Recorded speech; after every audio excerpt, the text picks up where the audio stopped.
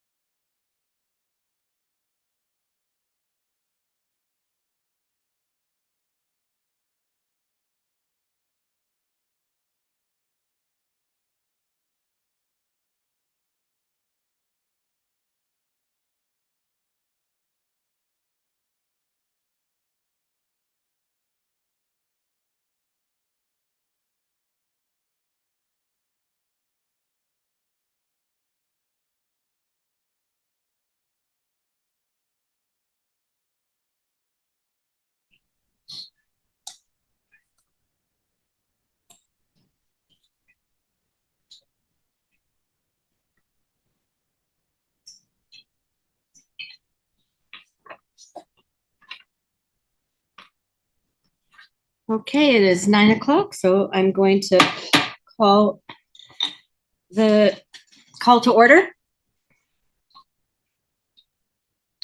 I'm going to do the Pledge of Allegiance. So let's stand. Put your right hand over your heart. Ready, begin. I pledge allegiance to the flag of the United States of America and to the republic for which it stands, one nation, under God, indivisible, with liberty and justice for all. Thank you.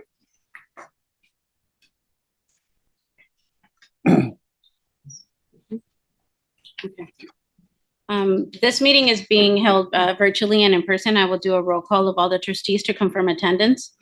Ms. Martin? Here. Ms. Martinez? Ms. Me? Yes. Mr. Durazo? Present. Mr. Green? Present. Okay. Ms. Ginsburg? Here. From the Board of Retirement, Nancy Durazo, Mr. Green, and Trustee Moore? Not here. WOI, Debbie Martin, Alma Martinez, Nicole Me, ex officio, Elizabeth Ginsburg. Staff participating in the meeting include Deputy CEO Luis Lugo, Assistant Executive Officer JJ Popovich and Laura Guglielmo, CIO John Grable, Chief Audit Executive Richard Bendel, Chief Counsel Stephen Rice, Senior Staff Counsel Allison Barrett. Internal Audit staff include Richard Bendel, Leisha Collins, Christina Logan, Nathan Amick, Gabriel Tafoya, George Lundy, Christina Sun, Christian Velasco, Delfino Aguilar, and all division managers. Consultants include Kristen Hunt and Amanda Kronk from Plant Moran, and Ashley Dunning from NASMAN. Acre Committee, Larry Jensen. Trustees, please raise your hands. Raise your hand in the Zoom option to be placed in the queue. At this time, we ask all participants to mute their mics and until you're ready to speak. And now we may proceed with the agenda. Okay, thank you. So approval of the minutes from the April 24th, 25 meeting. Do I have a motion to move? I move. Second? We need a second. Second. Thank you. Okay. The motion was passed. Ms. Me? Yes. Ms. Martin? Yes. Durazo? Aye. Mr. Green? Aye. Ms. Ginsburg? Aye. The motion passes unanimously.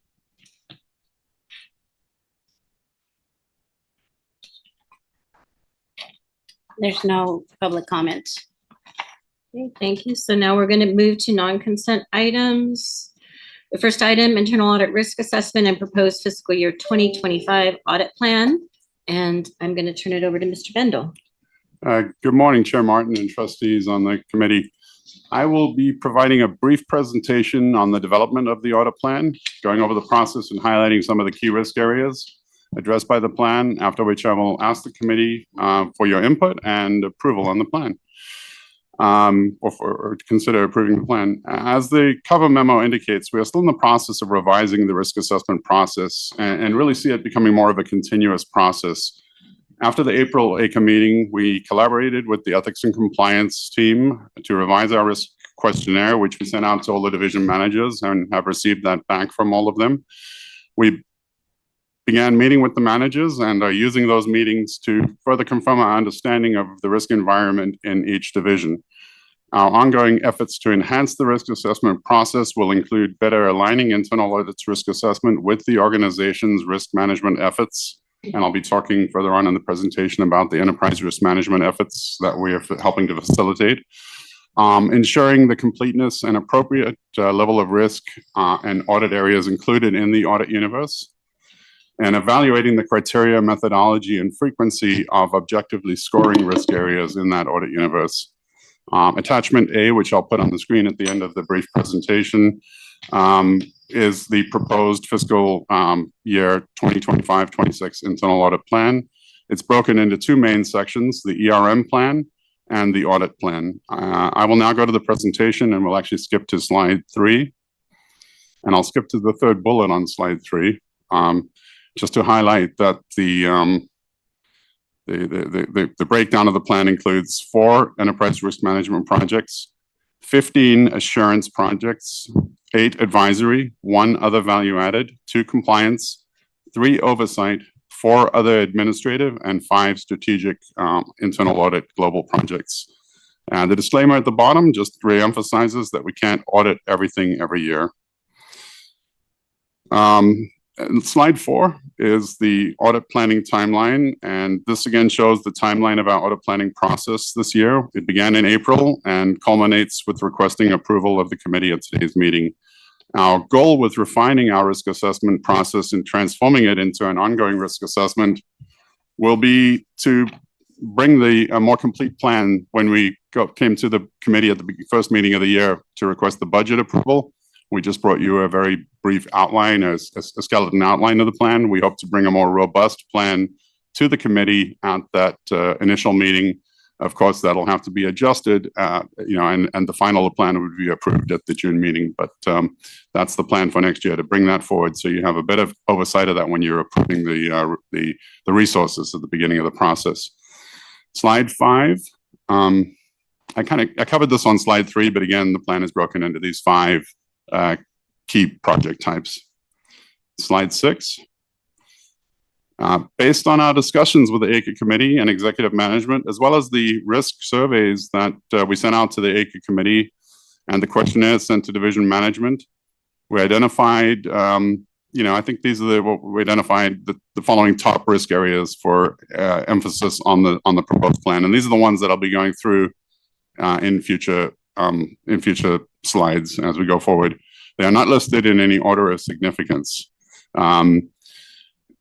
For example, of the 3 anonymous responses we received from the ACA committee to the survey, the respondees ranked their risks completely differently. One had investments as the top risk, and another had it at the bottom with culture at the top, and one had benefits at the top. It's unfortunate, I would say, that we only received 3 responses from the ACA committee to the survey.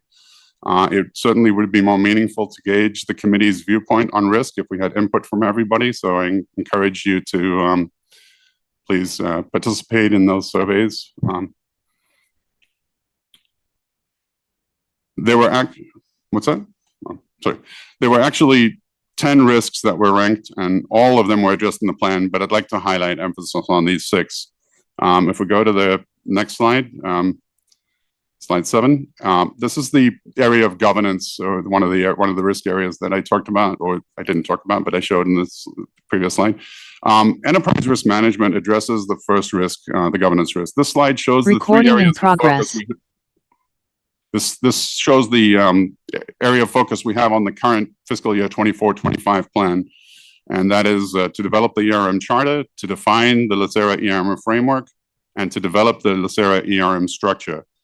We were unable to dedicate the resources to these efforts in the current fiscal year, and have really rethought our approach, as demonstrated by the next slide. So we've repackaged the enterprise risk management proposal, and before starting with creating a top-down formal ERM program that the prior slide showed, we think it makes more sense to better understand what currently is. That is the existing risk management framework in the organization. And this will align well with our goal of enhancing internal audits risk assessment process as well. Number 1, to develop and build out the organization's risk and control register. That is mapping out the key risks and key controls to address those risks throughout the organization and to better understand the risk and control structure. And we'll be working with management to, get alignment on that. And the second one is building an aligned assurance model. That is to identify all the functional areas of the organization that contribute to providing assurance on key risks. For example, on the risk of third-party vendor data protection and cybersecurity, assurance is provided in the due diligence process of the vendor selection process and is contributed to by the centralized procurement unit in admin services, by the oversight of the contracting division, by the legal office in terms of good contract language, by information security and their pre-contracting due diligence and the vendor security's IT controls, of the vendor's IT controls, and also the ongoing due diligence that they perform, monitoring SOC 2 reports, etc. Assurance may also be obtained from the work performed in the area by the compliance, ethics and compliance team, internal audit, and external auditors. So understanding that alignment and understanding the accountability for risk throughout the organization, I think, is critical to the risk awareness of the organization, our understanding of the risk environment and management's risk awareness throughout the organization. Also, we'll be providing risk and control training to management and supervisors. And this is important too, again, because of that risk, to ensure we have a risk-aware culture, and also serves as a building block for engaging management and supervisors in that more formal ERM program when that starts. Number 4 relates to that and is the contracting or co-sourcing using one of our pool audit firms to develop a timeline and strategy for designing and developing a formal ERM program. So I think we're going to need help with that, and it'll be beneficial to bring somebody in that has the expertise, and this will address those in developing the charter, the framework, and structure. We'll bring a presentation to the August meeting to go into this a little deeper and explain our approach. Then I'm going to go to the next slide. This is we covered governance. The next one of a high risk area was investments, or one of the top focus risk areas. And our focus on investments covers this year we have securities lending audit, which was carried forward from the current year's audit plan. A review of the investment office, FASD, and custodial bank roles. That's an advisory review. And we're going to be performing a risk assessment in the investment office to better understand what the universe of audits is in the investment area. We did that in the current year with in this area of systems. We have a systems risk assessment, and one of the requirements of the vendor is to help us identify what are the areas of systems that we should be auditing and adding it. That's part of our developing our risk assessment process, further developing our risk assessment process. Likewise, we're going to have a consultant help us ensure that we understand all the different areas that we should be performing audits of in the investment office. Next slide.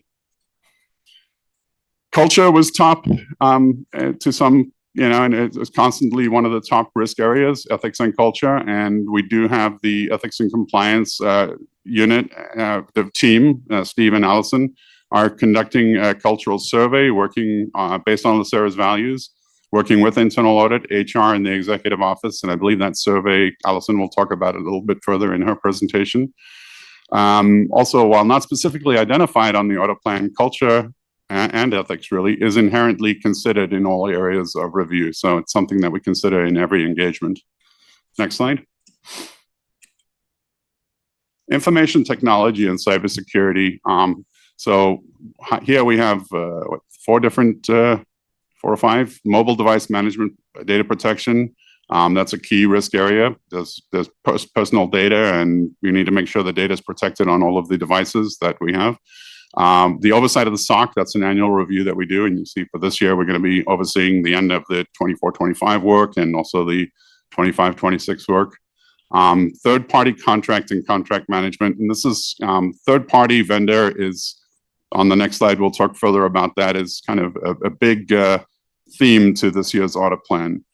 And then a follow-up to the risk assessment NIST audit, which is currently underway, which is being performed by Weaver, one of our pool firms. Next slide. Again, as I mentioned, third-party relationships and contracts is a key theme in this audit plan. It has a strong focus on these risk areas, and 2 advisory projects include Information Technology Council, looking at how they prioritize projects. That's a very effective, but we want to take a closer look at the effectiveness of that committee. Looking at the enterprise contract lifecycle management, that was the centralized contract management function that's been set up in admin services, and it's just recently got off the ground. So that's an advisory project, not an audit. The plan also includes the following 3 assurance projects: contract establishment in the vendor process, focused on the front end and the contracting. That'll be both in admin services and the legal office. I believe the plan says legal office, but it's admin services and legal. Third-party contracting and contract management focused on systems and information security control contracts. A significant number of our vendor contracts are in the areas of systems and information security. So we want to look at the contracting process in those divisions. And then one or more vendor security assessments of software as a service applications. And this is key to ensuring that LACERA data is protected in the hands of third parties. So next slide. In the area of compliance and legal regulatory issues, we have the ethics and compliance hotline that internal audit manages jointly with the ethics and compliance team. We're going to look at the Form 700 and 801 process that is an assurance audit, as well as vendor procurement and contract establishment. So next slide. Richard, before you, if Sure. I may, I have a quick question on 2 slides ago. Can you hear me? Yes. The third party relationship contracts and stuff with the IT, so the audit plan for the key risk areas for the advisory project, just a quick question.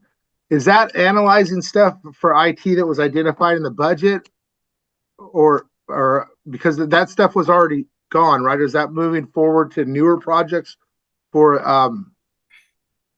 or is that to, I guess, validate the existing slotted projects in the budget for IT? Yeah, well, they would have all been budget approved projects, but they're approved in the budget. But then the systems division has to go out and procure the services through the procurement process. So that would be one of their requirements, that anything they're procuring would have to be budget approved. So it would be commensurate after the approval of the budget. We'd be looking at the procurement of those services. So these projects, this prioritization of these projects that you guys are going, that the ACRE committee is going to contribute to, are things that have already been earmarked in the budget. You're just giving input as far as what would be the highest value, so to speak, right? I don't know if that's really what our focus is on, looking at the highest value, but it's looking at, did we comply with, how did we go about procuring the services? It's really looking at are we following the procurement process? Are we performing all the steps that we need to perform to ensure that we're in compliance with the procurement process of those services? So it's really that's the focus, not. I just was going off. It says prioritization of projects, so I just wondered if the ACRE was giving. No, sorry. I was looking at the wrong bullet. You're looking. Yeah, I mean, yeah. So that would be, not that we would be judging what but what's the process of them prioritizing projects and then yeah, exactly. Sorry, I was looking at the wrong bullet. I was down in the ones below. Okay, I apologize. Yeah, maybe I wasn't clear. Yeah, that's what I was asking. Like those projects that are earmarked, they're already identified the budget, and then your analysis is, are they valuable? Are they, are they prudent, so to speak, right? And let me adjust my answer on that too, because the ones that are going to the ITCC Council, they may or may not be approved in the budget. Sometimes things might be proposed there that will require, as one of the steps, going to the budget process or going to the mid-year budget process and getting the budget approved. So depending on what it is, they could be pre-approved in the budget or need budget approval. Gotcha. Okay. All right. Thank you. Sure. On the plan are 3 carried forward projects from, I mentioned one of them. I mentioned securities lending. The other 2 are the vendors. I mentioned 2 of them. This vendor security assessment as well, and the governance, risk, and control of the review of the benefits protection unit. Also considered for carry forward was the death process. However, since this process is going to be the next up for the case management project, for being re-engineered through the case management project, we don't have that as a formal plan, but it will be one of the value-added. We will participate in that development on a value-added basis. That's an informal advisory basis. Next slide. So as one line item in the plan is cap testing. I think we used to put these into the plan individually, but now we just have the one line item for cap tests. These are our quick hit, limited scope tests that really test for compliance we're not really evaluating the policies and procedures. We're taking that criteria, the policies and procedures, and just testing to make sure that the division is in compliance with that. The CEO credit card, which was brought forward to your committee as an audit, we think that it's routine enough now that we can just perform that as a cap test, and the rest of those that are on this plan. I won't read through all of them. There's 10 different areas here. These are the quick hit tests. We only bring them to the committee individually if there's a significant breakdown in the system of internal controls. If we do it and we see that it's not as we understood, or as the division understood that they were in compliance, if there's a major breakdown, we'll bring that to the committee. But if everything's effective, we report it out to the division manager and copy the executive office that the required minimum distribution, number 6, everything is working effectively, and we notify management. We'll report it to the committee as a summary, and a summary report for the cap tests that have been done during the year. But that's it. Next slide. So other value-added projects, I mentioned that a little bit ago. These are the informal advisory projects that we work on, the informal consulting projects, if you will, not the, whereas advisory projects on the audit plan are the more formal consulting projects. These are the informal ones. Next slide. Just a quick slide on KPIs. Key KPI is that we intend to, our goal is to complete 85% of the plan presented to you. Other metrics include the time to complete engagements, implementation of audit recommendation timeliness, and stakeholder satisfaction surveys. We actually plan to bring a full report of internal audits KPIs to your committee at the August meeting. We strive to ensure that we're in compliance with the global standards for the performance of our work, and KPIs is an important element of that, and also included in our roadmap, our internal audit strategic plan. So I think that might be the last slide I can bring up. Before I request your approval, here is the plan itself. 4 of the projects that are slated at this point for external contracting out are the ERM program consultant, the vendor security assessment, the risk assessment NIST follow-up, and the investment office risk assessment. Those are 4, and we may add 1 or 2 more to that. It's a pretty aggressive plan. There's a lot of audits on here. We have a full staff right now, so we believe this is achievable, but we're going to have to be effective and efficient in our process, and we're going to have to use our external resources effectively as well. With that, I stand for any questions. Okay, thank you, Richard. Can we make this bigger? It's hard to read, no? Okay, pardon me? I have a question. Okay. You go first, then I'll go. Whew, that That's was a better. lot. Yeah, thank you. Thank you, Richard, for rolling that out for us. You have a great plan, I think, here. Appreciate the approach that you took, getting input from the business areas and your risk-based approach that you're using, and I think that's an excellent way to go about developing this plan here. I just want to underscore how important it is for the committee participation in this process and identifying risk across the organization, because you sit on other committees and you have different views and may want to have audits take a look or need some external or internal validation of areas of concern that you have. And so it's also what they term now as an essential condition in the new standards for audit committee participation in that risk assessment. And so I think you said you got 3 responses there. So I just want to, at this point, if you didn't have an opportunity to respond, is there a way, Richard, that members of the committee could still inform you of any concerns that they might have, or any audits that they feel that might be important that you can consider in your plan, whether it's relatively based on risk, if it's significant enough to concern? Oh, absolutely. I mean, the plan is a flexible plan too, and we have to be flexible and adjust for changing risk conditions. So definitely encourage you to, I don't know if we can still do the anonymous surveys. Is that open? Is that open always? So you could do it that way. And of course, it doesn't have to be anonymous. You can just contact me directly or anybody and, address it in the meeting here or after the meeting or anytime if you have any concerns. But we certainly value the input of the committee on. Do you think you can send it out again? Yeah, we can resend it as well. Thank you. Yeah, That that'd would be great. I'll do Then, that yeah, one more time. was exactly one of my questions. Sure. Anything else, Larry? Just excited to see the ERM program efforts here and that I think you're taking a good approach to that. Setting the foundation for it first. And you, at this point, you don't have any ERM software, or do you? We do not have any specific ERM software. I guess that would be one of the things that we look at too, maybe with the consultants. Yeah. Yeah. Okay, good. My thought on that was don't let the software drive your program. But right. So I think the fundamental approach that you're taking here is really good there. And then finally, the last question is, this seems to be pretty aggressive, and you just got some new resources in your organization. You're fully staffed now, and that's great.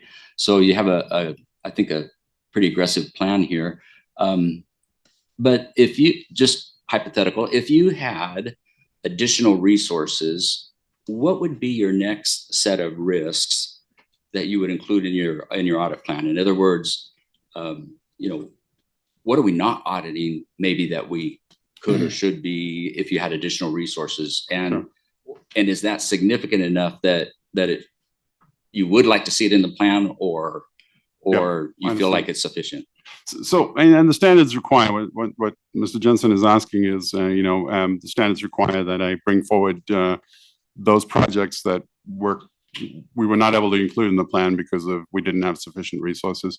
I believe we have sufficient resources. I think the committee in approving the budget that you approved for us, the staffing level that we have, 11 of total positions and internal audit, and now fully staffed with the budget for external audit resources, that we are sufficiently able to address the risks. I don't believe, the answer is, I don't believe there's anything that we left off the plan that I feel like we could do if we had additional resources. I think we're at the capacity of the organization. This is a lot of work on here, not only a challenge for our team, even at 11 total people. I think it's a challenge to the organization for the capacity. So I think we're at capacity, notwithstanding though, the fact that we always be considerate, like I just mentioned, risks evolve. It's a flexible audit plan. If things pop to the surface that become a higher risk, that we identify as a higher risk at any point during the year, we can make adjustments to the plan. I think that, it's flexible and we can add those things. So if anything comes up, to answer your question, we can certainly address that. We have that flexibility, and we'll come back to the committee for plan changes. But no, I don't think that we would do anything else with additional resources. We're sufficiently resourced. Okay. All right, thank you. So just to reiterate, if we can get some more responses, I think that would be super helpful for you and your team. Yeah. Comprehensive isn't even the word. Aggressive, it's probably the right word for this audit plan. This is great work. My hat, clap on from my side. And I've been through a lot of this, but this is really great. You've done some great work.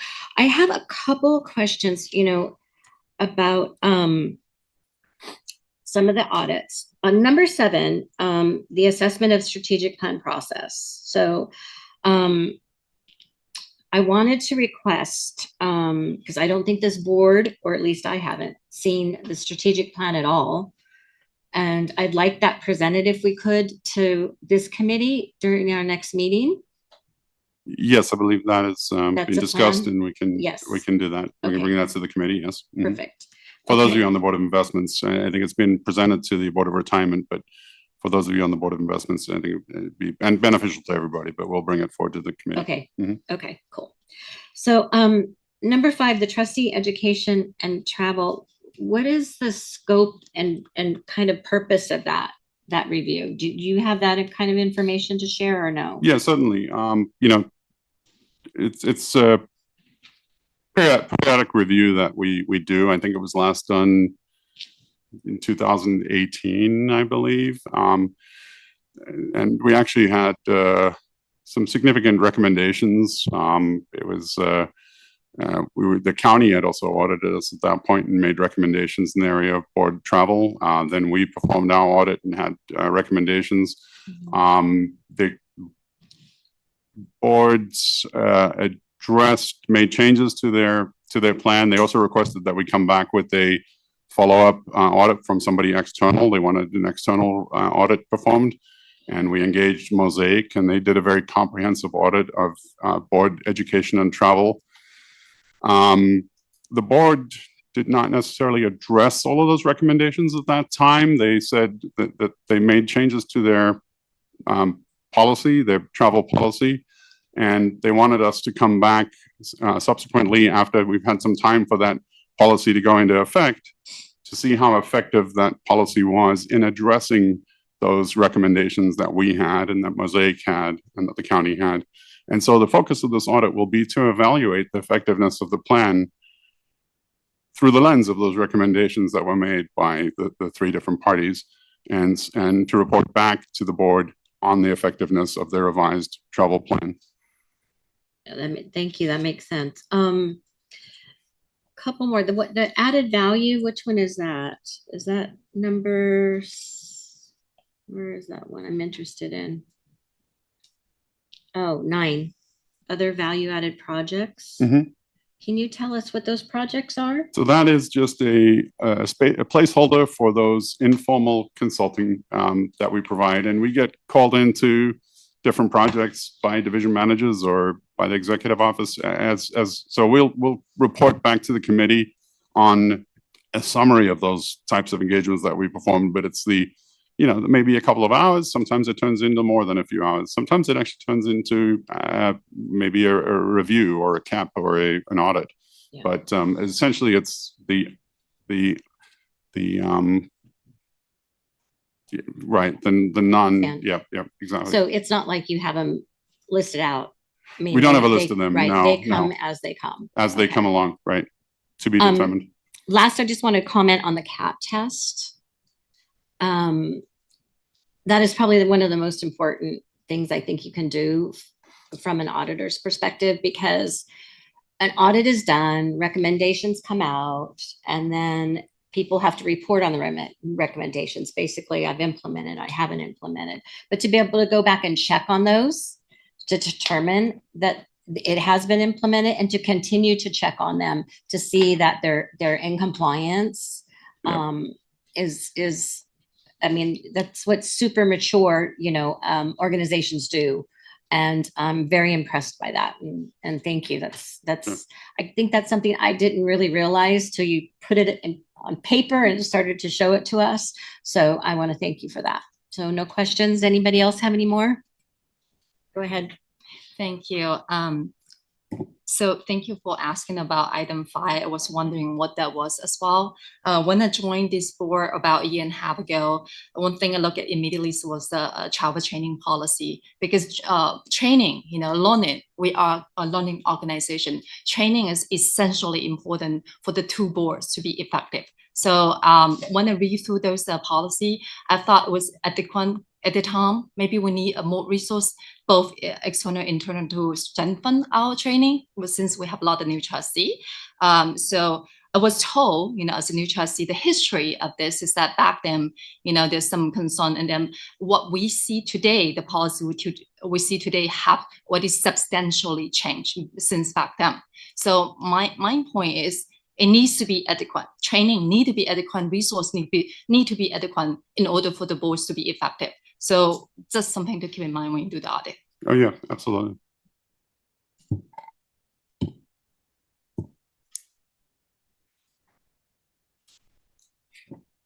Okay, we need a motion. First and a second. A second. We need a second motion. Thank you. Thank you. Okay. Okay, so let me do roll call. Okay, Ms. Me, Yes. Ms. Durazo, Aye. Mr. Green? Aye. Mrs. Ginsburg? Yes. And Chair Martin. Yes. The motion passes unanimously. Welcome, Ms. Collins. You're going to show us what we're going to be auditing, or no, our auditors that we can select. Okay. Good morning, Chair Martin and trustees. Before you is our recommendation to add 10 firms to our existing audit and consulting pool. So I'm going to use my presentation to walk you through our framework and our process, and give you some insight as far as how we, what led us to this recommendation. First slide. Okay, so let me start with the committee's authority regarding this recommendation. One of the key roles of the committee is to approve our service providers for selection into our internal audit consulting and, our internal audit consulting pool. Now, you may recall that at the December meeting, the committee approved the issuance of an RFP for that purpose. That RFP was issued in February. The purpose of the RFP was to seek out firms that could perform audits in 4 areas: investments, information technology, organizational operations, and internal audit consulting. One additional point to make is that if approved, we will be adding these firms to our existing audit and consulting pool. We do currently have a pool. It consists of 7 firms. That full pool was approved in 2021, and the contract with those firms will expire next year. So there's a little bit of overlap with all of these firms in our pool. Next slide. Now, our aim with the RFP was to attract a very broad pool of candidates. So not only did we post our RFP on our website, we also did a lot of outreach. Email notifications were sent to top nationwide CPA firms, as well as those smaller and mid-sized firms that have the expertise and the skill set that we are seeking. As a result of our strategy, we received bids from the firms listed here. Now, we believe it's a very good mixture of firms. We have those large firms like Grant Thornton. They're ranked among the top 10 firms globally. And then there's those mid and smaller sized firms such as Can Audit and Simpson & Simpson. They specialize in IT auditing. And then we have firm Gold Standard or Gold SRD. They specialize in internal audit consulting. So overall, a really good mixture of firms. And included in attachment A for this agenda item is a summary of each of the firm's qualifications and experience. And that's attachment A to the materials. So using the criteria stated here, the evaluation team scored each of the proposals. We evaluated the firm's qualifications, their experience, the past type of services that they have performed that align with our RFP. And then most importantly, we were looking at the credentials of the teams that they were proposing, because we wanted to make sure we were going to be getting very strong teams that had the skill set that we would need to perform these types of audit engagements. The other part of our scoring related to the methodology and approach used for audit engagements, and also the fees or the hourly rates that they were proposing for each member of their team. And on the next slide, we'll look at the results from our scoring. So this chart provides you with a snapshot of how we have assigned the firms in each audit category. The firms with scores of 8 or higher on our 10-point scale were assigned to each service area. So you can see it does vary. We have firms like Grant Thornton and MGO. They had some of the highest scores in all 4 areas. So you see them across the board. And then we have several firms that were assigned 2 to 3 service areas, and then a few and only 1 service area, such as Simpson & Simpson, Can Audit, Gold Standard, because they specialize within, they have that specialty within that certain area. Another thing I want to keep in mind, or to bring up another point, is that firms are not guaranteed an audit even though they are part of our audit pool. Audit assignments are based on our audit plan. So at our next meeting, when we have our audit plan status report, we will provide you with those audit areas, our audits that we've identified that will be conducted by our external auditors. And then subsequently, we will seek bids from the audit pool for those audit engagements and then finalize the audit scope, their engagement letters, and approval of fees in compliance with our procurement policy. And then one last point I'd like to highlight is just the benefits of having our audit pool. Now, this pool provides us with, first of all, a resource so we can have wider coverage throughout the organization. Now, as Richard mentioned, we do have a pretty aggressive audit plan. And so this audit pool will provide us with those added resources that will be readily available to complete our audit plan. Another benefit is the knowledge transfer that we get. When we're working with these auditors, there's a learning experience for us as well. And as we mentioned in our 3-year roadmap, we're trying to enhance our internal audit, our value, our expertise, and competency. So this is one of the ways we can do that as well. And I see there is a question. Did you want me, is it Larry? Did you want me to wait till the end or? Okay, all right. Actually, I'm at the conclusion of my overview of the process. Good timing. Good timing. That brings us to the recommendation. Just a question for clarity. You mentioned that you had 7 firms already, in the pool, that the contract expires next year. And so what happens then? Do those firms just fall out of the pool, or are we going to go out again? Because okay, so there's a couple options. When we established the agreements with that audit pool, we did a 5+2. Oh. So it ends next year, but then we have an option to extend those agreements in another 2 years. And we'll bring that back to the committee as well. Or else we can just discontinue or just terminate the agreements altogether. And there are a couple of firms that did resubmit bids. Bailey Crow, they are currently in our pool. They submitted bids to continue on. Yeah, my concern was that in the list here, just 2 firms with the investment experience that you were looking for. And so I wanted to make sure that there was that kind of experience that's in the existing pool, or that we can obtain otherwise. Yes. Okay. Yes, there are, I think, 3 to 4 more in the pool that are in that investment category. Okay. Okay, Trustee Me?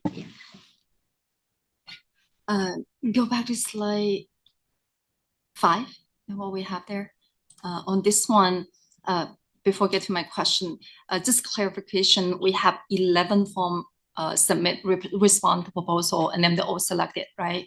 Yeah, 10. I think there's a correction on the slide. So there were 10 firms that did submit proposals. They all met our minimum qualifications. So we continue with evaluating them as far as reviewing and scoring their proposals. And we found out within all 10 that we were able to identify or align them with at least one or more of the categories. Keep in mind, though, that when each firm did submit a proposal, they did not have to bid in all 4 areas. So they identified which of the areas they wanted to bid on, and then we scored them accordingly. Is that reason that looks like investment is only 2 firms express interest in the area, and only 2 firms have qualification? It's a really tough category. and part of our due diligence is, really assessing their skill set, their experience also, because of the type of investment related engagements that we do have on our audit plan. So we were pretty tough when it came to the selecting those firms that we felt, would be a good fit in that area. Okay.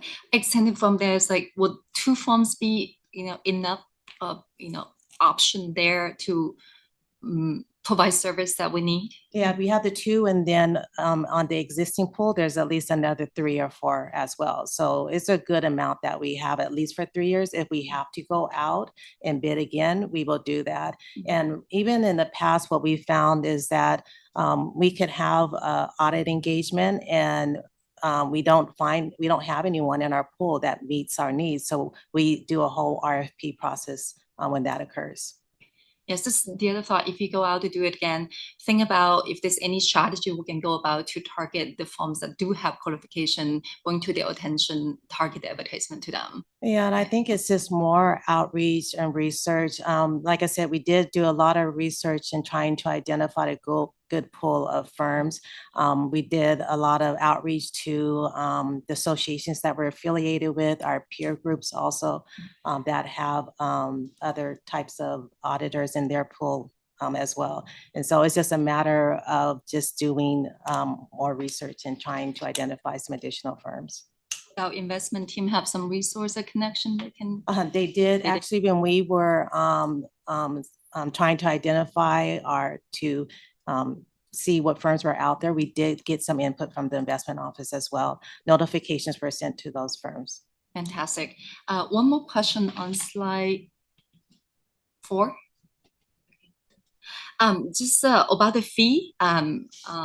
I also, like on my day job, also my team manage about 15 on-call engineering consulting firm. So my understanding about the on-call is that they have sent us basic contract, right, with us. And from there, they wait for us to ask them to do a project. And then we define a project scope, and then they come back with the project specific fee. Is that how it works here? So as part of our process, we asked them to provide us with the hourly rates for each of the positions of those individuals they would include in their proposed team. And then we did a comparison. We just wanted to see the range. And it's just to give us a basis as far as how much they'll charge us when it comes to doing these types of audit engagements. When we actually have the audit engagement, we then will seek their proposals or their bids on it. And that's when we get the true cost, because then they're able to identify like the scope objectives and say, okay, we're going to spend X amount of hours on it. These are the different positions, and this is our total cost based on that. Fantastic. I thought that's just the way to go. When you evaluate those average hourly rate among the 10 firms, are there big varieties or about close enough? They were pretty close. There were a couple that were a little bit that varied, but their fees were a little bit lower than the average. And so we'll look at that as well, because we're taking that in consideration. We'll take that in consideration when we're looking at the actual engagement and who they are proposing will be on the team and the hourly rate as well. So can do further selection by them when we do the engagement. And then we go through a full interview process as well. So when we have an engagement, they give us the proposals, we whittle it down to maybe the top 2 or 3, and then we do an extensive interview with them as well.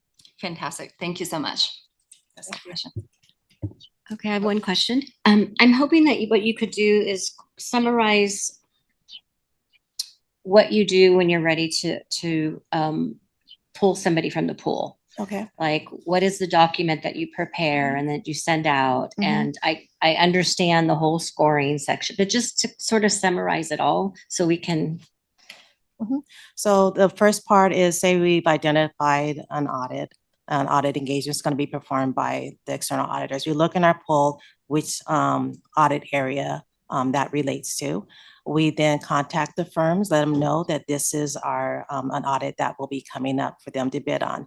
We provide them with a bid memo. So here we're describing the scope, objectives, estimate of how much time it should take, and they have time to review that and then give us questions too, because they want to make sure that they're giving us a realistic proposal as well. We allow them time. They submit to us these their proposals, and then as a team we review them. We score them, and we also are looking at the fees they're going to charge, how many hours their estimating is going to take, what's going to be their methodology and approach to conducting these audits. So that's all part of our evaluation. Once we get to those top firms that that may be part of the selection, we do sit down and have a more in-depth interview. We want to make sure that we're going to have a great team in place. We do more assessments, and then we determine like what firm we may go with. Now, then we're looking at the procurement policy, because depending on the amount of that audit, it may have to come back to the audit committee, our ACRE committee, for approval as well. But we follow that guidance as far as making sure that we're meeting all of our requirements there. At that point, then we have an engagement letter. That's where we're just formalizing what's going to be done. And then there's usually a process, a planning process. We're meeting with the auditors. They're giving us their approach. There's a lot of meetings, preliminary work in the beginning, where they're meeting with the division managers, the auditees, discussing the upcoming audit, making sure we're all on the same page as far as the timeliness of it, what they'll need, the extent of their audits. And then they go through the process of conducting the audit. There's communication back and forth. We want to make sure that we're remaining on track. And depending on the audit, we usually have a contact person within our division that works with the external auditors also as they're proceeding through. Okay, excellent. Thank you. Okay. So, Yeah, Mr. Jensen, you still I'll have a make the- question? I'll make the motion to move forward with the RFP process with a comment. I do really appreciate the outreach. Like you said, the pool is limited as far as but looking out, how do you become a big company? You start off small, and sometimes some of those smaller companies have a lot of value, and boutique in a sense can really get good quality work. So I applaud you guys for branching out and trying getting the best folks out there. So, but I move to adopt it or to start the RFP rather. No, Mr. Green, it's not the RFP, but it's actually to adopt to exactly what you said, to adopt those firms, to accept those firms into the pool. Gotcha. Okay. We have a second? I'll second it. Thank you. I think it makes sense. I'll make, Thank you for the clarification. Sure. do roll call. Ms. Mee, Aye. Mr. Durazo, Aye. Aye. Mr. Green, I Ms. Ginsburg, Yes. and Chair Martin. Aye. The motion passes unanimously. Okay, we're going to move on to reports, That would be. right? Nathan? Okay. Thank you.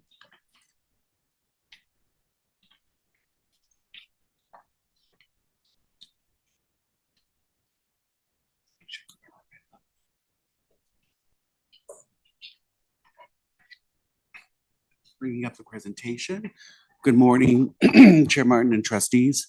Today we have with us our financial auditors from Plant Moran. Their presence signifies the kickoff of our annual audit, that being the fiscal year ending 6/30/2025. They're going to discuss the objective, timing, and scope of the audit. So I'd like to introduce from Plant Moran, partner Kristen Hunt and senior manager Amanda Kronk. Ladies. Well, good morning, everyone. Thank you for allowing us to have a few minutes on your busy agenda this morning to talk about our required communications for the external audit. So you've probably heard a lot today about internal audits. We do your financial statement external audit. And so that's the annual audit that's performed. And we're going to talk a little bit about that. And so as part of our agenda today. You have to pass it. See next slide. Oh, next slide, please. He's back there. The auditing standards do have certain criteria that we need to discuss with you related to the planning of our audit. This will give you the opportunity to have a little bit more insight on what our audit process is about. And if you have questions about that or things that you'd like to have some input on, we'll have some time to incorporate what your responses would be before we start the year-end audit. So we'll talk about the 3 audits that we're going to do. We'll explain a little bit more about our auditor responsibilities. We'll also talk to you about the significant risks that we've identified as part of our audit. All audits are required to identify significant risks, so we'd like to tell you about those. We want to talk to you about what we do related to the work on internal controls as part of an external financial statement, audit materiality, we'll talk about that. And at that point, that's when we'd really like to have, if you have any input in your views that you'd like to share with us. And then next, we have 2 new accounting standard changes that we'd like to make you aware of, that those are upcoming. And then we'll leave it open at the end if you have any questions that we can go through those. Next slide, please. And next slide. So as part of our responsibilities as your external audit firm, we actually perform 3 audits. So one is the first one that probably comes to mind. That's your annual financial statement audit. That's that large document that happens each year. It's technically called the annual comprehensive financial report, and that's done as of your fiscal year end, June 30th, 2025. We target to issue that report in the fall so that the report should be finalized in mid-October, and we will be with you at a meeting following that to be able to go over those audit results with you. But in addition to the financial statement audit for LACERA, that's your overall financial statements, we also do 2 additional reports that the member organizations need so that they will have the information to be able to put their specific information within their audited financial statements themselves. And so one relates to the schedule of employer allocations and schedule of pension amounts by employer for the defined benefit pension plan. And then the other deliverable relates to the schedule of changes and fiduciary net position by employer of the agent, multiple employer, other post-employee benefit plans trust. So really one report that relates to the pension and one report that relates to the healthcare. And those get issued in the spring. Next slide, please. I'm going to turn it over to Amanda, who's the principal in our engagement, to talk a little bit more about the next 2 slides with our auditor responsibilities and our risks. Great. Thanks, Kristen. Thought it would be a good place to start with what our responsibilities are as your financial statement auditor. So first and foremost, it is to issue an opinion on your financial statements. And really the goal of that audit is to opine that they are free from material misstatement. We're going to touch on that materiality concept in a few slides, but that really is the goal of your financial statement audit. Along with that is whether we identify any non-compliance with laws and regulations or any particular contracts that are in place. So due to your audit being performed under GAO audit standards, that does require us to, if we do identify any non-compliance, we are required to report that to you as well. Moving to the next slide, Kristen also gave you a preview regarding risk assessment. And part of every audit is risk assessing, and that really is an ongoing process. So on this slide here, I'm going to walk you through some areas of risk that we've identified thus far. But I would encourage you to keep in mind that this is an ever-evolving process. We're actually on site. We were on site yesterday and today having fraud and risk discussions with members of management and other members of the LACERA team. So as we're going through the content of those discussions and continuing to have those discussions, these areas of focus and risk areas could also be expanded. But as we meet with you today, there are a few that we thought we would share. First of which is investment valuation. As you know, LACERA's financial statements do include investments that are harder to value, meaning you can't go on a published source and find a value for that investment.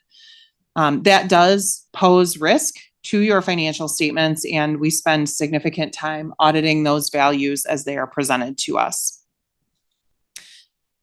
The total pension liability is also a significant risk to the LACERA audit that really surrounds a couple different focus areas. One, the accuracy of the member data that is used to create that valuation or arrive at that total pension liability, along with assumptions that are made in that report. So there are a number of assumptions that are made surrounding rate of return, what the investments are expected to return over 20 years, mortality, inflation. There are, I could continue on, but there's a number of assumptions that are made or estimates within that valuation to arrive at that total pension liability. We review all of those items and test them to ensure that we agree that they are reasonable. That next bullet there, again, we are testing a sample of member data information to ensure that it's both accurate and complete. And other significant focus areas, again, surrounding member benefits. Are those calculations correct? Are the inputs correct? And we also do sample, include in our population a sample of those disability payments. On the next slide, we just wanted to touch briefly on our responsibility to test LACERA's internal controls and how those integrate into our audit. That testing really begins with the completion of questionnaires and information that we provided to management on what processes and controls are in place surrounding key areas. We then perform what we refer to as walkthroughs. So we identify the key processes and controls, and we walk them through start to finish and evaluate, are those controls and processes operating effectively and as intended? Certainly, if we identify anything, whether it be room for improvement or if an error did occur, those items would certainly be brought to management's attention and would be vetted out for inclusion in the reporting package that you will see in November. We do not opine on the effectiveness of internal controls, and no financial statement auditor really will. But the auditing standards do require that we've incorporated internal control testing into our audit. And we've done so for a number of years. That's not a new standard. But again, just wanted to clarify that that is a part of your financial statement audit opinion. There will not be a separate audit opinion related to that. Materiality. So you've heard this probably in the past, but materiality does play a part in the financial statement audit. So again, our opinion is focused on whether those financial statements are materially accurate. So we consider multiple factors when setting that materiality level, but that really is sort of our guide on what testing we will perform, and certainly the measuring stick if an error or an issue is identified. So just keep that frame of reference in mind as it relates to the financial statement audit. It is not possible for us to test every transaction. So we do utilize those concepts when selecting our samples. As Kristen mentioned earlier, we did just want to cover a few new accounting standard changes that are coming LACERA's way. So I will turn it back over to Kristen. Right, so there are two new accounting standards coming up next year. The first one relates to GASB 101, and that's compensated absences. And that relates to the liability that you reflect on the financial statements for accumulated leave balances that have not been used. One of the things to note, this really is just related to LACERA's balances for LACERA employees. It would not include all of the other employers that are included within the plan. Those would be reflected in their financial statements, so really just limited to here. So there's just been an update to that new standard that requires some revision. LACERA is in the process of reviewing that to see what type of an impact it would be. And then lastly, the next new auditing standard really relates to disclosures. So as a reminder, we're giving an opinion on the financial statement balances that are in the numbers that are in the financial statements, but then the financial statements also have very lengthy footnote disclosures, which makes your financial statements large. Those are something that we give an opinion on too. And this standard really relates to disclosures about risk disclosures. So there's certain concentrations of risk disclosures that the new standard requires you to take a look at to see if you would require any additional notations within your footnotes to explain that. And it really relates to concentration. So that means if you have high percentages or high focuses of things related to perhaps assets, high concentrations in one specific area, or if you had high concentrations of revenues coming from one specific source. As we think about this, perhaps something to consider would be that you have one very large employer that's part of that pays for, makes most of the contribution. So that could be just a little bit of a flavor of something that to be thinking about of whether that would qualify to be included in the new standard or not. So nothing too big with the new accounting standards this year. So that's good to have a year with that. We've had some years here with some significant new auditing standards related to internal controls that we've been able to work through. So it's good to have something that's not too significant going on right now. But with that, well, we've talked a lot to you about what we plan to do. So we're very interested if you have any feedback for us. I wanted to also emphasize those significant risks that we talked about. All audits are required to identify significant risks. It doesn't mean those are areas that we think are wrong, right? But those are areas that are higher susceptibility to something going wrong, higher balances, things that require us to have really an additional focus area on. And it doesn't mean that we don't audit the other information, the other numbers on your financial statement. It just means those are the two that are the kind of the most complicated areas that we're pointing out to you. So. Okay, Trustee Me. I have a question on the last slide of the standard change, the GASB 102 question. So is this require government disclose essential information about risk related to vulnerabilities due to certain concentration? Does this apply to our investment concentration risk? It could. So really it would be as we mentioned earlier, that you do have the alternative investments. And so those are a broad category, right? But it would be a level deeper than that probably of thinking. So perhaps within that category of investments or any of your categories of investments, do you have a certain amount that's a very large amount within one single investment or investment type would be something that would be considered, whether that should mean an additional disclosure. So it could cover, right? Correct. That's great. That's excellent. I think there's a question. Okay, Mr. Jensen. Thank you. I had the same question on GASB 102. So GASB 103, is that effective this year or is that effective next year? That will be effective for LACERA's June 30th, 2026 fiscal year end.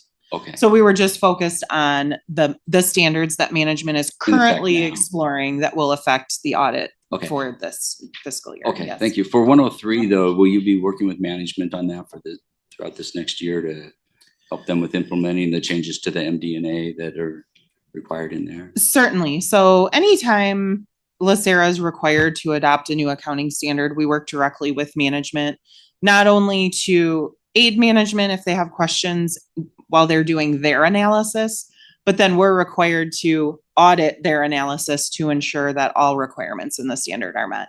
So that would also apply to GASB 103 as well. Absolutely. Okay, thank you. All right. Thank you so much.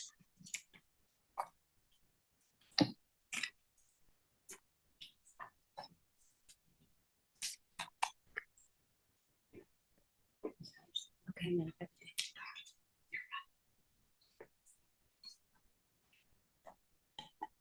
Welcome. Good morning.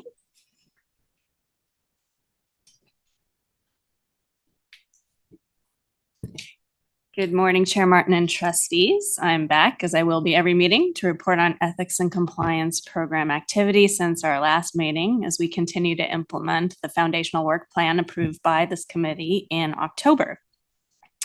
As noted in our status report, we've made progress on all fronts, and I'm here to talk about some of the highlights, or as I like to call them, web gems, because they are as exciting as watching SportsCenter.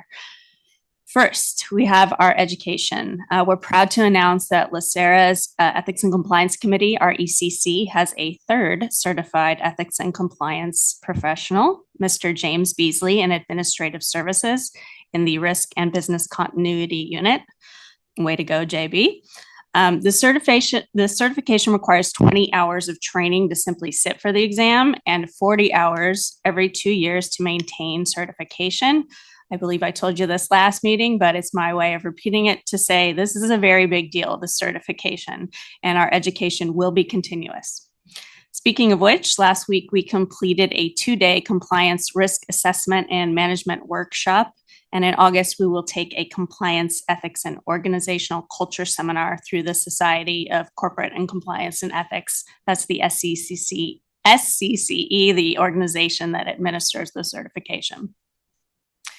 At the end of May, LACERA's ECC, along with our MAC, our Management Action Committee, kicked off their education trajectory with a 2-hour session with our Ethics and Compliance Counsel, Rebecca Walker, and it was on the role of the ECC to support the program and the incoming CECO, as well as their individual responsibilities in the performance of their day-to-day operations as risk-aware frontline managers. You're going to hear me talk about risk awareness a lot. That's the new soapbox I shall be standing on. The lively engagement at this initial training inspired us to now include an ethics and compliance message of the month at our ECC meetings, and where the ECC will be presented with various ethics and compliance topics for discussion, such as what is risk, what are controls, what is ethics, what is culture, what should our culture be, and what do our values really mean in practice. ECC members will then take the monthly message back to their individual teams and then return to the ECC the following month with lessons learned from their divisional discussions. The purpose of this is to enhance EC education, ethics and compliance education org-wide, to get organizational buy-in and also have multi-directional communication between our first and second line functions. Our next major development, the ethics and compliance risk assessments. As Richard discussed earlier, our aligned assurance risk model has now been commenced. Legal collaborated with internal audit and developed the annual audit planning risk assessment and compliance questionnaire. The questionnaire, which is attached as attachment A to our status report, it was issued to each division in May and included approximately 12 baseline ethics and compliance specific questions. And now and through the end of July, we'll be conducting interviews with each division on their responses, and then legal and internal audit will jointly report back to the committee on overall risk trends once completed. Our next big ticket item is the Ethics and Compliance Culture Survey. As Richard also previewed, the Executive Office, Legal, Internal Audit, and HR collaborated to develop a culture survey to obtain a baseline of LACERA's current culture. Culture is a top risk in any organization, so we want to address it as soon as possible. That being said, we plan to issue the survey org-wide in July, which really means in the next couple of weeks. The initial survey is structured around LACERA's values and includes ethics and compliance issues such as speak up culture, tone at the top, and organizational justice.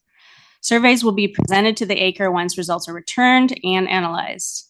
A culture work plan will follow, because not only is culture a top risk, but if we do take a survey and we don't plan action around it, it will be an even bigger risk. So you will get a culture work plan maybe by the end of the year, beginning of next. Next up, the Code of Ethical Conduct. Because the code is a foundational document for the program, this is not a standard triennial review, but it's a comprehensive rewriting and redesign, organizing the code around LACERA's values. We have a full working draft now and is scheduled for review with the Executive Office, the Ethics and Compliance Committee, and selected org-wide focus groups. This thorough vetting is intended to obtain buy-in and create a document that best represents LACERA and guides each employee in their day-to-day work. We plan to return with a proposed draft for your review at the August meeting. As for our policy management, it's running like a well-oiled machine at this point. Our Ethics and Compliance Policy Subcommittee meets every 2 weeks when new or updated policies are submitted by various divisions or subject matter experts for reviewing, updating, and forwarding to the full ECC for final review, approval, and publishing on Compass, LACERA's in-house grown policy library. Lastly, on the Ethics and Compliance Office staffing front, the Chief and the Deputy Compliance Officer class specifications were approved by the LACERA boards in May, and materials supporting those positions have been provided to the County CEO's office to be placed on an upcoming Board of Supervisors agenda. I know you all want to know when that is. What I can tell you is that our Executive Office has been communicating regularly with the CEO's office, probably monthly at this point. So watch this space for further development. And that is all I have until we return in August with more updates. And in the interim, and as always, I'm happy to answer any questions. Mr. Jensen, do you have a question? Good report. Thank you. Yeah. Thank you. Thank you very much. Thanks, everybody. Always keeping us updated. Appreciate it. Okay, before we move into Richard's verbal updates, do any of the trustees want to pull any of these other reports for discussion? I do have a question, a really quick question about the presentation. Go ahead. Okay, so for the I see this ethic compliance committee, assuming it's a committee that make up a staffs from LACERA, and how many people there, like typically who are in that committee? We have roughly 23 to 25. I believe almost every division is represented at this point. We mostly have managers, but there are some frontline or supervisors as well, including myself. I would be at the supervisor level, not the management level. So it represents the entire organization. We started back actually in February of 22 as the policy committee. And then as we began to plan the ethics and compliance program, it morphed into the ethics and compliance committee. Fantastic. Thank you for explaining. And then I also want to echo the point that you talking about earlier, how the tone from the top is really important, really critical about culture. So that not just like executive team, you're on the top, the boards, we're on the top, every one of us, right? So we need to lead by example, set good culture, be respectful and do our job in the best way. So yeah, just want to echo that point, like every one of us leading by example. Thank you. I really appreciate hearing that. And when we bring you the work plan that will follow the survey, we are really going to want your input. It's not just something we want to tell you what happened. We want to get your input onto how to move forward with it. Fantastic. Thank you so much for the report. Thank you, Trustee Mee. Any more questions? Okay. Yeah, Madam Chair, I didn't get a chance to unmute my mic, but is Plant Moran, the folks still in there from Plant Moran? Well, anyway, can you guys hear me? Not that well. Yes. Yes, they're gonna go ahead and see if they could bring them back. No, they don't need to come back. This is for Richard and the staff. And it can get passed on to them. I just didn't get a chance to comment. Their report, their financial report, the appendix in the financial sections, I just want, it validates, and it instills another layer of confidence that the plan's working, right? And I really appreciate their plain speak used in their summary. I don't know if anybody else has any comments to that, but I just like how they present the information. It's succinct, and on the financial stuff, the financial section with the OPEB and our primary as far as funding and whatnot, and then the reaffirmation with Milliman's report and everything else. So Richard, if you can please pass that on. I think it's really well done, and it's complete, and I kind of enjoy that kind of summary from them, and required by law, they include all that stuff, and again, it just, even though it's required by law, it's just another layer of validation that what we're doing here as far as investment strategy and decreasing our unfunded liability is working. So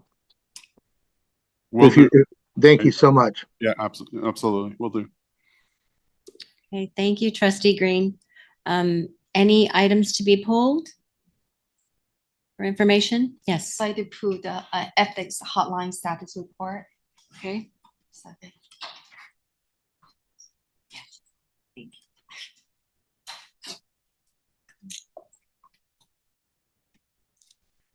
We're ready when you are, Ms. Collins. This is a really brief overview. At each meeting, we do provide an update on our hotline reports.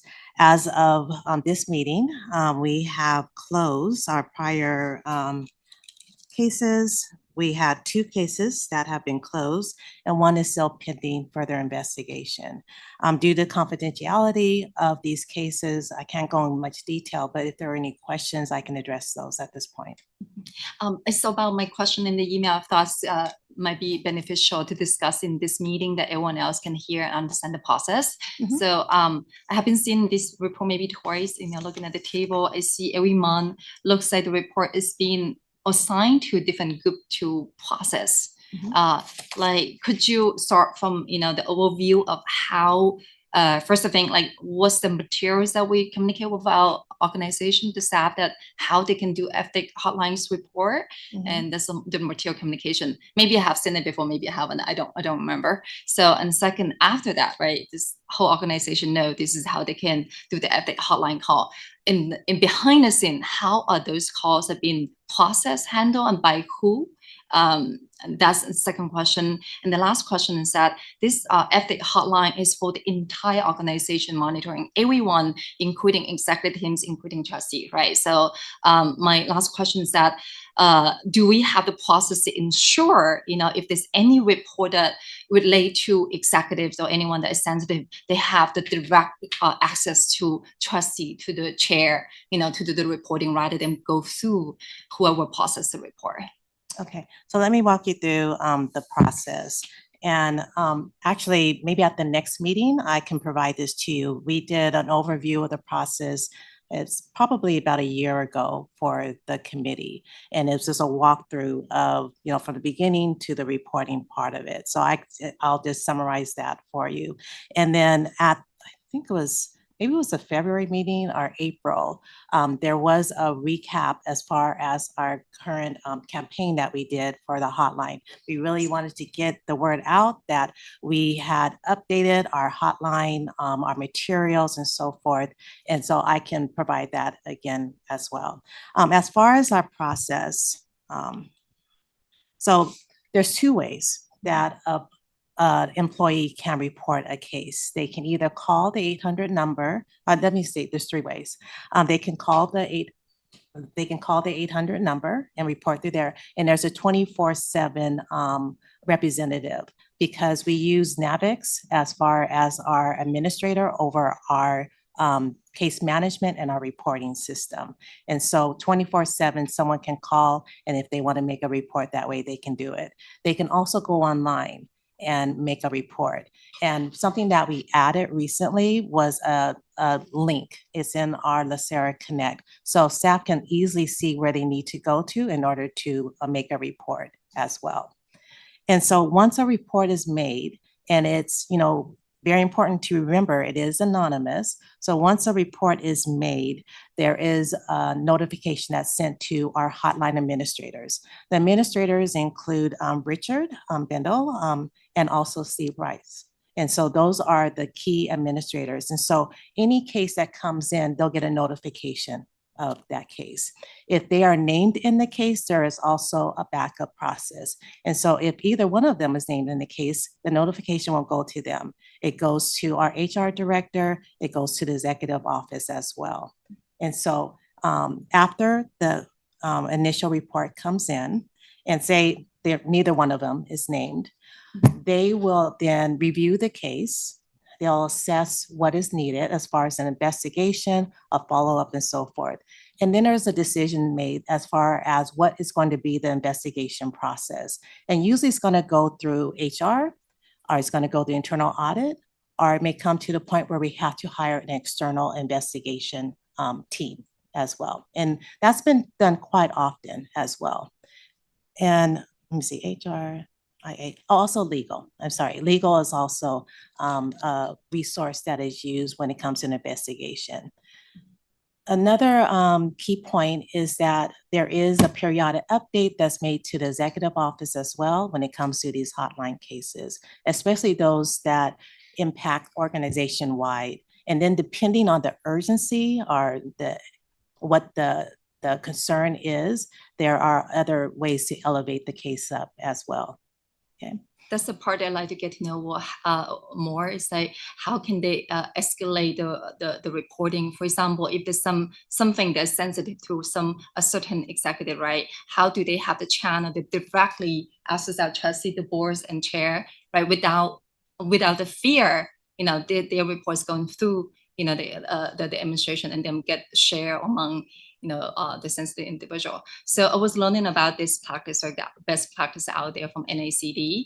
I think this is really important to make sure we have that channel available, so that any report, if it get to the level that's sensitive to a certain individual in the management team, and it should, staff should have that channel available to report directly to trustee, to both the board chair and to the committee chair. So I don't see that available there. So that's why I'm asking question. Maybe that's the area that we can work on and look into, and how to make sure the whole process is good, is intact, so the integrity of the result, right? And people feel they're protected. And it's really depending on the situation. Fortunately, most of the cases we get, they're pretty low level, but if there was one that was significant, there would be a definite discussion with the executive office as well with chair of the audit committee. I mean, if the process is not there, people's not going to report, right? If they don't feel safe, they don't feel secure, and then they don't have direct channel to reach, the board, and when necessary, they're not going to report. So I think it's just a processy thing that we need to be further enhanced. Got it.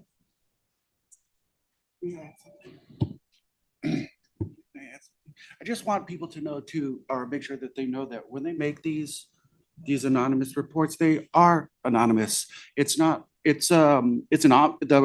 when you use the call line, it is an independent ombudsman. It's not somebody at LACERA taking the call. It's not like, Nate, is that you? No, it's not me. It is somebody that has no relation to LACERA. And that individual inputs the data into the system, and then it gets to Richard or to Steve, depending upon the Let me process. give you one example, right? It's not gonna, I don't see it happen at all. Oh, yeah. We have amazing, from what I see, we have a great, excellent organization so far I see, but, process need to be effective, right? I'm talking about the processy. So give you an example. What if someone wanted to report harassment by executive, right? And then he or she know the report going through this, what we have the channel, he wouldn't feel comfortable, because it's going to be review process by the executive team, management team, right? So that's sometimes a certain thing needs to be escalated and directly reported to boards, and they need to have that channel available. So in the process right now, we do have the ability, again, as Leisha mentioned, that if either Steve or I are mentioned, then if I'm mentioned in the accusation, it would only go to Steve. If in the case that Steve and I are both mentioned, it would go to the HR director and to the CEO. In that eventuality, I think that you're talking about that everybody's mentioned. If I'm mentioned, Steve's mentioned.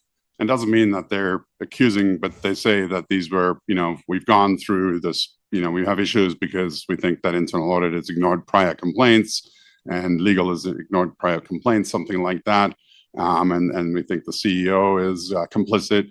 And in that case, that everybody's named, we would need a channel, for that NAVIX, that independent resource that gets the report. What would they do? And I don't know that we've necessarily considered that. I think that is something that we need to look at our process and say, if everybody was named, then we don't have anybody that's going to be able to, lead that investigation. If one of us is not named, we can certainly bring it to the board. We can bring it to the chair of the boards, bring it to the chair of the audit committee. But if everybody's named, we might need to think about a workflow and communicate that to NAVIX. And I think that's what you're asking about. Is that right? Take a look at, the other people, how they do, what are the best practices out there. We need to learn from what's the best practice out there to make a good, effective program, right? That's what I'm asking for. Right. Okay, we can report back to the committee on that. Yeah, we can report back at the next meeting and bring you up to date on our process. I'm going to give the floor to Mr. Lewis. Yeah, thank you, Chair Martin. And just I wanted to make sure, because as Leisha mentioned, we had a campaign a couple of months ago on kind of the speak up culture, and the reporting is anonymous. I want to make sure that we communicate that to our team members. I appreciate, Trustee Mee, you referencing maybe some gaps in our process. The executive team is excluded on any report that gets sent through that anonymous channel. Mr. Bendel, Mr. Rice are the only two that look at the report and then decide the avenue in terms of, the situation that's presented to them. I do agree that based on the fact, if it's Mr. Bendel or Mr. Rice or the collective executive team or trustees, what other avenue do you have? So I think that's something that we can look at. But I want to, again, underscore that the executive team does not review any of the cases. with the, with what comes unless it's material. Or if they're Yes. named also. That's a great point, maybe in the communication to the staff, just to make sure they are fully protected to report anything so that they know the process go behind. Yeah. Thank you for sharing that part. Mr. Jensen? Yeah, thank you for the presentation. This is really good. The focus has really been on the tool, right, for this reporting mechanism of the hotline. But as I recall, the materials that went out and things like that, we don't ever want to discourage anybody from feeling free to, if staff wants to go to their manager or go to HR, for example, or to the executive, go directly to Mr. Rice or to them or to the board. There's always that avenue as well. I think the focus here has just been on the use of that tool. And so we want to make sure that those open channels of communication are there throughout the organization. If they're not comfortable doing that, then they have a tool that they can report through as well. And so I just want to make sure that that's part of our, outreach and program that we're doing there. I think it's important. That's a good point that they do have the ability to go to anybody if they feel uncomfortable going through that process. Yep, that's a great point. Thanks, Mr. Jensen. Laura was going to Laura, say yeah. something. Madam Chair and trustees. Mr. Jensen makes a really good point. This is one of many tools. And LACERA's policies about reporting, we have a non-retaliation policy. It's illegal, and we're very clear about that. So there's retaliation is absolutely not acceptable, and you all play a big role in enforcing that. So that's fantastic. There are many ways to report different kinds of things. We just recently held our required sexual harassment training, for example, for all staff, and there's a higher level standard and higher level of training for supervisors and managers. And it also kind of highlights there are multiple ways you can report any issues through your supervisors, human resources, internal audit, legal, this hotline. We have there are Department of I always get it wrong, but you can report to the state. I'll put it that way. There are all kinds of places where you can report that there are issues, and we make sure that our materials and information available to staff, that they're aware of that, and that they may not recall what it is, but that they're available for them to look and see, I'm having an issue, how can I report this? So we really do pride ourselves, I think, in making sure that we have a transparent and accountable culture. Okay, thank you. Any further questions? Okay, we'll move to Mr. Yes, go ahead. Thank you for that. I think the importance, though, of this for the committee, of this item, is that when a report is made, staff have to feel comfortable that it's going to be addressed and adequately addressed. And so to inform the committee, but it also lets the person who made the report here, let them know that we took it seriously, we addressed it, there was actions that was taken here. And I think that's important for them to know that if we're going to use this tool, that confidentiality is maintained and that we do take it serious as an organization. And so I think that's the value of the report that we see here before us, and appreciate the efforts that are made there.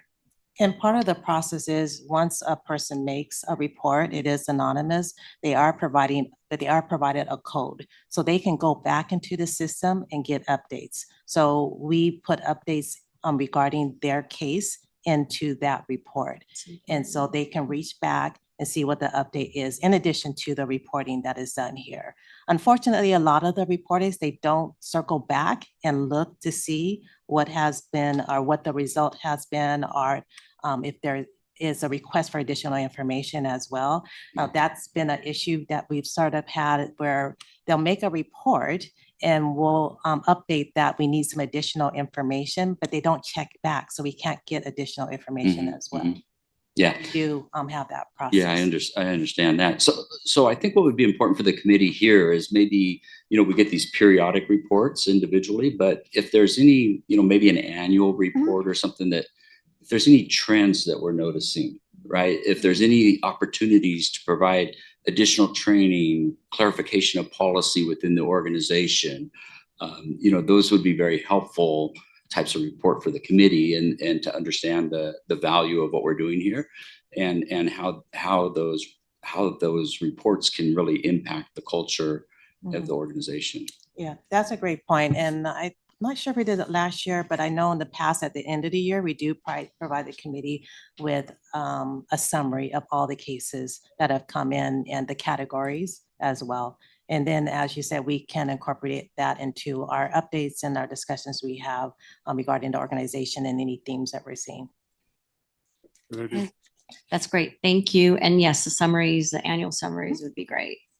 Patterns and trends make a big difference too. Yeah. Okay. Anything else? Anything else? And then Richard's, yeah. Okay. You ready, Richard? Which one is up first? I don't have the agenda in front of me. staffing activities. It's The your staffing activity report. Yeah. staffing activity report. Well, as we mentioned earlier, very pleased to announce that we're fully staffed. I'd like to introduce, I believe he's here in the audience. For once, instead of us being the farm system that provides staff to other parts of the organization, we acquired Alex Ochoa from the benefits division. Alex has been with us with LACERA for 8 years. The last 3 years in benefits, the first 5 years he was in member services, I believe most recently with the process management group. So we're very excited to have Alex joining us. I think Alex is going to come up and say, he's over there to say a few words. My neck doesn't work that well. Hey, Alex. Yes, my name is Alex Ochoa. Like Mr. Bendo mentioned, I've been with LACERA for 8 years now. I pride myself in learning, and that's what I plan to do in this new position. I'll be starting in July, and I look forward to working with the team, working with this committee. So I'm just really grateful for the opportunity. Just a little bit about myself. Prior to LACERA, I did do some auditing and compliance work in the banking and retail industry. And I have a statistics degree from Cal Poly Pomona. Go Broncos. So I just really look forward to getting to know each other, all of you much more in the future. And yeah, I'm just really happy to be here. So thank you so much.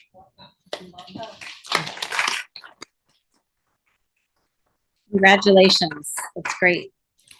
Okay, now it's status of other external audits not conducted at the discretion of internal audits. So I'd like to thank all the managers that responded to my email that went out yesterday afternoon, asking if there was anything that's being done, not at the awareness of the committee or internal audit. And I believe that we received that there are no other audits being done in the organization currently, not at our discretion or knowledge. So. Okay. All right, thank you. So next up is Larry Jensen. No other You good? comments. Okay. Thank you.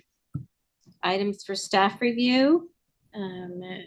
Ms. Martin requested to bring the strategic plan to the August meeting. Also resend the risk assessment survey. And also the ethics hotline process to be brought back in August. And once again, the strategic plan as well. Thank you. Items for future agendas? Not at this time. Okay. Anybody have good of the order before we go into executive session? Madam Chair, I got a point of order. Item 3, we didn't address it on the agenda. He's at AB 2.2. Yeah, got it. Yeah. AB 249. I need to. Yeah. So it was received, one request was received by Trustee Green for just cause B. And then I'm going to go ahead and ask it, Trustee Green, can you publicly disclose whether any other individuals 18 years of age or older are present with you in the room? There's no individuals 18 years or older present. Thank you. Thank you. Right. So good of the order. Anybody? Okay, so let's take a 10-minute break and then prepare for executive session. Make sense? Okay. Recording stopped.